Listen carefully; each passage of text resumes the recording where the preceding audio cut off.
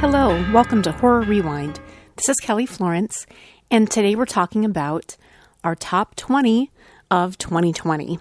It's been a crazy year, and normally I like to go to movies on opening premiere nights, Thursday nights, especially if it's a horror movie. I would see it on that Thursday night, and I was only able to do that, I think, for 2 or 3 horror movies this entire 2020 year because our movie theaters closed, of course, in March, and they reopened, but we didn't end up going back to the movies again until we saw Come Play and Freaky.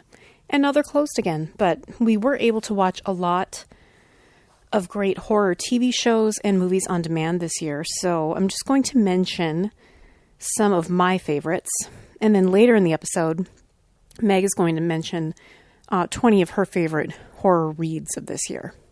It was a big year for us personally, for Meg and I. We had 2 books come out this year. In February, The Science of Women in Horror, and in October, The Science of Stephen King came out. And so even though 2020 has brought us a lot of stress and anxiety and a new view on the world, we've had some personal or professional success, and so we're thankful to all the listeners, all the readers, all the supporters that have come out to see us when we were able to go out and do events and support us virtually or by buying our books or listening to the podcast. So thank you so much. Now, I want to get into some of our top favorites from this year. One of the movies that stands out, and I know it stood out to Meg too, was the movie made during the pandemic called Host. If you haven't heard about this yet, you might be living under a rock because it is truly one of our favorites of this year. All shot via a Zoom seance and just really brilliant filmmaking. Way to take lemons and turn them into lemonade. Such a great concept, found footage. We did an episode on it, so go back and listen to that after you watch it. Truly, in my top 5 favorites of this year. Another one that's in my top 5 favorites is the movie Scare Me. That's also on Shudder. And another fun, great concept. Just, again, I'm not going to spoil it. We talked about it on the podcast. It is so incredibly fun and unique. And I really enjoyed it. One of the movies I was able to see in the theaters, the last movie actually, before everything got shut down, was The Invisible Man.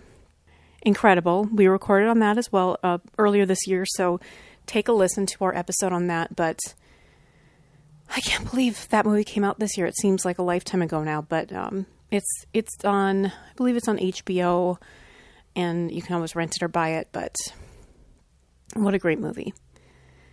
Some of my other favorite movies that I watched this year, Gretel and Hansel, this movie called Alive. It's a zombie movie. The Babysitter Killer Queen, the sequel to The Babysitter, came out this year. That was great. His House, that's on Netflix. Come Play, you can rent that right now. Underwater, that great Kristen Stewart movie, that is on, it's on something on demand now, so you can watch that. Just got around to finally watching Bad Hair. That was great. The Grudge, The Beach House, Swallow, and The Lodge. Those were all movies that came out this year and I think deserve a mention in my top 20 of 2020. There's a lot of great horror television as well. Way back in the beginning of the year, I remember watching Dracula by my 2 Sherlock showrunners, and I really enjoyed it. I would say give it a watch. It goes directions you're not expecting. The 2nd season of Castle Rock, I really enjoyed. The TV show Servant on Apple, that was really enjoyable this year. Lovecraft Country, of course. Season 2 of The Twilight Zone and Bly Manor. All were incredible. The Haunting of Bly Manor. I also watched another anthology horror show called Monsterland. I think that's on Hulu. Highly, highly, highly recommend it. So, I want to hear what I missed from this past year. What movies or TV shows came out in 2020 that I didn't see. You know, there are a couple things that came out previously that I finally got around to watching because of the pandemic, including Penny Dreadful. I am so sorry that I slept on that show and did not see it when it came out. And also Channel Zero. I friggin' loved it. I love both of them. And I can't believe I didn't see them or watch them as they aired when they aired. So, looking forward to hearing your recommendations. Meg, what did you read this year that you loved? Hi, Rewinders. I'm up in my horror room and my kids are downstairs doing doing their online school. So I thought this would be the perfect time to creep upstairs and just do once over, a little outline of my favorite 20 books of the year 2020. So I really relied on reading this year to help me. I don't know about you guys, but movies, TV shows, books, all those things really help me in trying times. And I know we've all been going through trying times this year. So books particularly have a stress relief in them for me. And I really relied on them and leaned on them this past year. So I read some amazing books, and I've talked about most of them, if not all of them already with you guys, but I'm just going to do a little rundown, and, you know, hopefully you can sort of write a little Christmas list to yourself for these books. Certainly buy them for your friends, but also treat yourself. And don't forget to support small business and try to get some through indie bookshops near you or far. Okay, so these are in no particular order because I don't like ranking, and you know, one day I might have a favorite book that I read this year and then the next day it's different. So this is just kind of a general 20 books that stuck out in my mind. So the first ones I'm going to focus on are the nonfiction. Kelly and I write nonfiction. I love research. I love I guess you could say just like there's a way that people write nonfiction that has a very fictionalized feel to it, and I like that, but I also like the very matter of fact as well. So I'll start with A Rather Haunted Life by Ruth Franklin. That is the biography of Shirley Jackson. I think that's the only book on this list that I listened to on audio. This was back before lockdown, and I would listen to it when I went to the gym and when I was driving around doing errands and things like that. And it was really just a poignant window into Shirley Jackson, and I felt like I knew her on another level and understood where her fiction came from. So I very much recommend that. Number 2 is Radium Girls. It is just a memorable book in so many ways. I was looking it up because I wanted to make sure I got the author right, and her name is Kate Moore. And there's actually a trailer, and it came out in March, but I didn't see the trailer. The trailer came out in March. I actually don't know when the movie comes out, but of the film Radium Girls. And it looks like it's really well done. It's starring Joey King, who was she did a voice in the new Creepshow animated on Shudder, and she's in the Kissing Booth movies, and she was in Slender Man, and she's in lots of things. Side note, I watched Slender Man for the first time. I heard it was bad, and it was bad. Okay. So anyway, Radium Girls, it's a story of just absolute devastation, but also, I mean, this is so cheesy, but it really is about like the unbroken spirit that these women had, and like what they went through and how they refused to just lie down and die and not fight. And it really, I just have chills thinking about the inspiration in this book. Next, number 3 is America's First Serial Killer, about Jane Toppan by Mary Kay McBrayer. And there will be an interview in our book coming up next year with Mary Kay McBrayer, which I'm really excited about. And I had heard about Jane Toppan many times, and this was my first experience, and I think I talked about this before, that I sat down and just read an entire novel-length book in one day. That's not something I normally get the chance to do, And the fact that I got to do that one day was amazing. And one of my favorite reading memories of the year. And it completely, this is one of those books that is written sort of like a fictional account, but it's very much based in nonfiction. And so the writing of it was fantastic. And so therefore the reading just sucked me in and I read the whole thing. So next, number 4 is Starvation Heights by Greg Olson. I read this earlier in the year, and it is just profoundly unnerving. It's about this doctor, and I discussed this again before, but I just want to give you a brief memory so you can go out and run and buy it. And I know Greg Olson has written other true crime books as well, but this one just stuck in my mind about this doctor who was literally starving people, telling them that this was the cure to all that ailed them. And it just turned out to be cold-blooded murder. It's fascinating.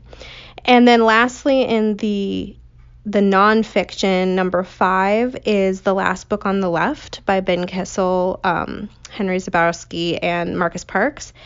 It's so good. The animations alone are worth it. I wish I had written down the animator's name, the illustrator, but oh my gosh, this book, you have to get it. You just do.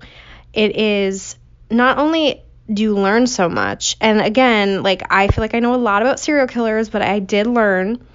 But it is in this delightfully funny package, which, if you listen to the last podcast on the left, then you totally know what I'm talking about.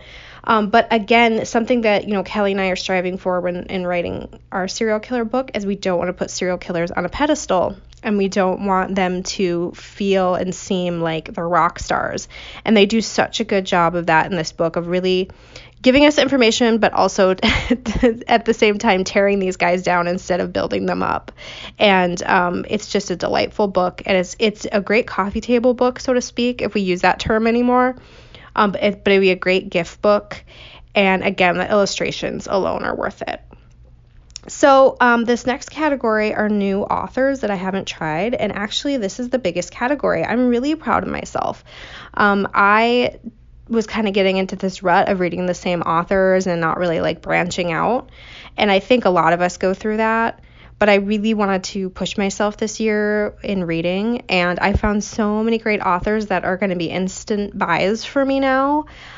So first I want to talk about number 6 is Crossroads by Laurel Hightower. It's a novella, so it's a quick read, and it has gotten so much great praise. It is an excellent book. It does what I love in horror. It really gets to the soul of the characters, and it has a creepy ending that kind of makes me think of Yellow Wallpaper a little bit, not in the way that it is, not plot-wise, but it just kind of leaves you with this lasting creepy image, and I think that is something that I strive for as a writer, so I really, really appreciated that. Number 7, I believe, is Mexican Gothic by Sylvia Morena Garcia. It's already optioned for film/TV. I'm not sure which one. I think TV. Garcia's been around for a while. I hadn't read anything by her. I think this is the first book of hers that really spoke to me as far as plot and theme. She writes more fantasy, I've heard. So, but even though that's the truth, I want to go back and read her stuff, even because now I know what an amazing author she is. So that's what's so fun about finding new authors is all these doors and worlds get open to you. So Sylvia Morena Garcia wrote this amazing Gothic 1950s set story, and it even has a little bit of romance in it, which I never am mad about. So I can't recommend that enough. Number 8, I'm so embarrassed that I didn't start reading Clive Barker before now. I feel like what have I been doing with my life? So he actually is under my new authors. Oh, and I'd like to say too, not all these books were published in 2020. Some were, but a lot of them weren't. This is what I read in 2020. So this is a great example because these books came out in the 80s and I finally got around to reading them. The Books of Blood series. I took a break, so I read 1st, 2nd, and 3rd, and I took a break and now I just started the 4th. Book of Blood, and I don't even know where to begin. Somebody asked me the other day on Twitter like how I was liking it, and I'm like, I almost cried because his language is so beautiful. Even though it was this like horrific story of horror, his language just absolutely beguiles me, and I'm so glad I found him. It took me a while, but I found him just the same. So if you haven't yet, please do.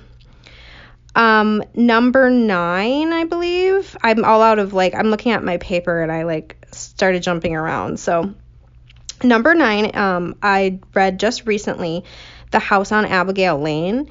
It is basically a book, and I'm going to be doing you probably already heard my, my little single about this. So I'm not going to go into too much detail because I just read it, but basically it's a fiction book, but it's written like a nonfiction book.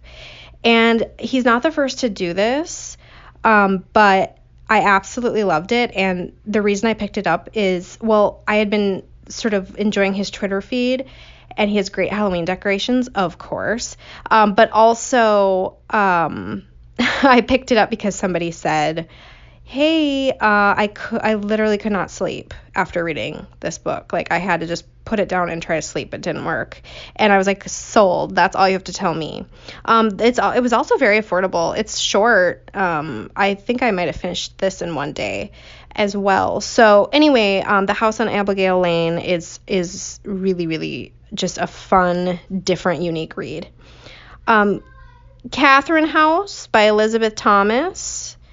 This is another book by Elizabeth Thomas. I don't think she has any other novels. So this is her debut novel.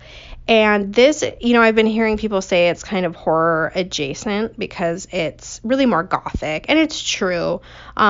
It's really more in the mystery sort of gothic side of things, but I'm also, as you guys know, I don't like to just say horror is one particular thing. So I think it's very much horror. But anyway, if you just like a nice vibe, a nice gothic vibe, this is the book for you. Next, because I'm not going to keep numbering them because I've already screwed up. Next is The Good House by Tananarive Due. If I had to pick one book, if you forced me, if Jason was here and he had a machete to my neck, and I had to choose my favorite book that I read this year, it probably is The Good House by Tananarive Due. It's absolutely stunning. It's written so well. It has everything you could want in a horror movie. I almost said horror book. And it's done with such poignant storytelling, yet terrifying imagery, and I actually got creeped out, which doesn't happen very much when I read. So I could not recommend that book more. Another author I found, and there's something about his books, they just go down so easy. Riley Sager. I read 4 of his books, but I'm actually only going to put 3 on the list.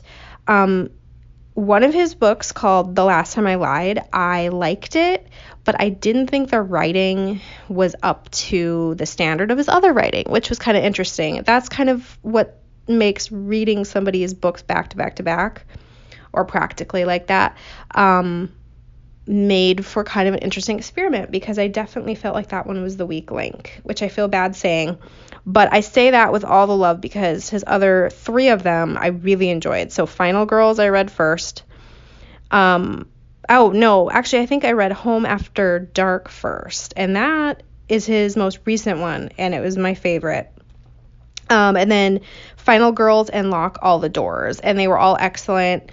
They're I saw something on Twitter recently that kind of said they're in a slasher genre, sort of. And they really are, which you wouldn't think translates well to books, but it does so well. There's a psychological horror element to all the books, but there's also very much, a slasher element. I mean, it's not as slasher as, say, Clown in a Cornfield, but it definitely has those elements. And they are really easy to read. They just go down easy, like I said. So I read them really fast. 2 rereads that I want to share. House on Haunted Hill. No, why did I write House on Haunted Hill? I always do this. I meant The Haunting of Hill House. My goodness. By the queen herself, Shirley Jackson. I reread that this year, and I'm so glad I did. She's a queen, and that's all I need to say about that. And I also, when we were researching for The Science of Stephen King, I read The Dark Half again. There were, a couple other books I reread. And there were a lot of books I didn't need to reread because I had recently, like It and Needful Things. But I just felt like really fuzzy on that book. And I've talked about it a lot in interviews because, I don't know, it really formed something in my mind. I really like the duality of it. I've always kind of been interested in the idea of like multiple selves and things like that. So, and it was interesting because I was talking about that and Needful Things, how those are like some of my favorite Stephen King. And Richard Chismar said the other day that makes me really dark, which I thought was very interesting coming from him. So even within the horror community, I guess I'm on the dark side. So I kind of like that. Next, of course, Stephen King. I buy, he's an instant buy. I buy anything that comes out with his name on it. If It Bleeds, I thought was excellent. The first story, Mr. Harrigan's Phone, was not my favorite, but I've definitely said very vocally that the Life of Chuck, I think it's called, I really, really enjoyed. It was just a really cool kind of unique concept. Another author that I have read that I really recommend, and this is number 19, I've caught up now, is Death of Mrs. Westaway by Ruth Ware. She's kind of like Riley Sager. She's very consistent. Her work is not every book's the same, but they definitely have a similar feel. You kind of know what you're getting into when you pick up a book by them. And The Death of Miss Westaway was just a great summer read. I have great memories of laying out and reading it in the sunshine. And then the last book that I want to discuss, it hasn't come out yet. I got the chance to read the anthology, and it's a charity anthology called We Are Wolves. And it is edited by Laurel Hightower, Cynthia Palo, and oh my gosh, the name just flew out of my head. I feel really bad. Somebody else. Gemma Amor. So, it is a book all by female authors, all short stories. And, I went into it reading it to do a blurb for them, and it was the easiest job in the world because it was just an excellent book, and I didn't have to, hold back my true feelings because my true feelings were, this is awesome. I really recommend that you buy this book. I know it's coming out at the end of December, and money is going to charity for domestic violence, I believe. So there really is no reason not to buy this book. So I feel very special that I got to have a sneak preview of that book. So that's just a rundown of 20 books. I read more than that. And like as I'm talking, books are coming to my mind and I want to talk about them. But I'm not going to do that. I'm just excited for 2021 when we get to kind of get the reading clock back to zero, and I'll be sharing all those horror books that I love, and I love when you guys share. So make sure you're tweeting and Facebooking and messaging, because I want to know about books you've read that you think I would like. Don't forget, I'm dark. All right, see you next time in the horror book section, Rewinders. So we're not sure what 2021 will bring. Hopefully it will bring us health and happiness and back to normalcy and being able to see people again. Maybe not right away, but by the end of 2021, we're hoping, as our next book comes out, which is The Science of Serial Killers, that we'll be able to go on our proper book tour like we were supposed to do in the spring and in the fall this past year, but we weren't. Again, if not, we'll be doing things virtually, so look out for that. Be safe, be well, keep watching horror, and until then, we'll see you in the horror section. Happy New Year!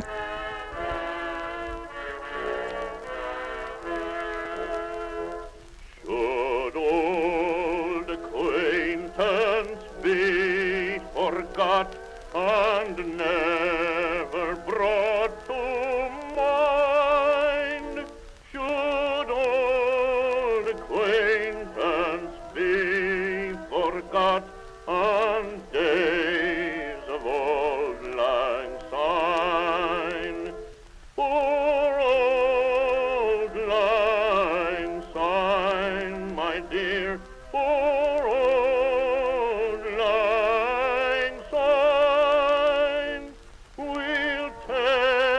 a cup of kindness yet for old lang syne.